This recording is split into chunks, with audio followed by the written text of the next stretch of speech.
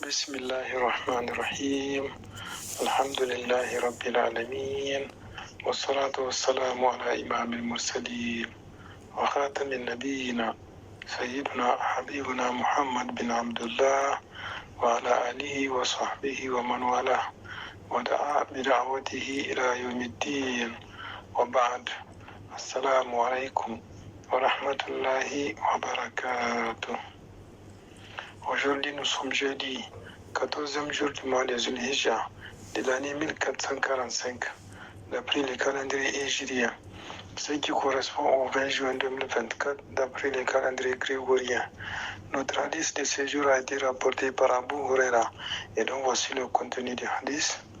عن أبي هريرة رضي الله عنه قال قال رسول الله صلى الله عليه وسلم المسلم أخو المسلم لا يظلمه ولا يخذله ولا يكذبه ولا يحقره التقوى هنا، ويشير إلى صدره 3 مرات بحسب امرئ من الشر أن يحقر أخاه المسلم.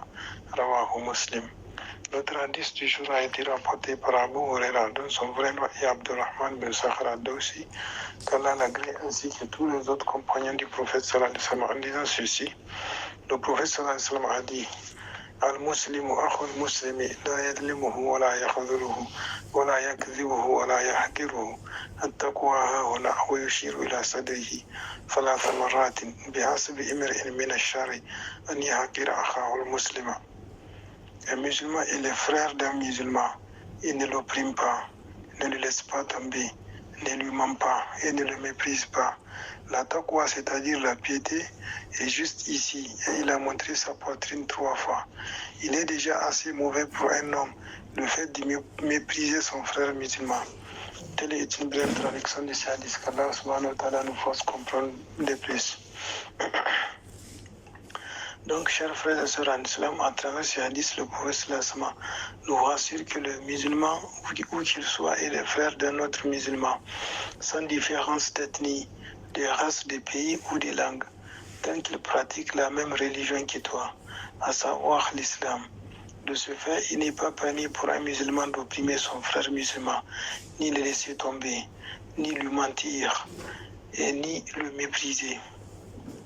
Il faut ainsi savoir que la crainte d'Allah subhanahu wa ta'ala se trouve dans le cœur. Il suffit pour un homme tant de mal le fait de mépriser son frère musulman. Qu'Allah subhanahu wa ta'ala nous fasse comprendre de plus. Je prie notre Seigneur qui nous mette ainsi parmi ses meilleurs serviteurs qui écoutent les paroles et travaillent avec les meilleurs d'entre elles. Je prie notre Seigneur qu'il gratifie de nos pays de richesses saines et abondantes, qu'il nous épargne des épreuves difficiles. Là où nous avons dit juste et correct, qu'il nous l'agrée.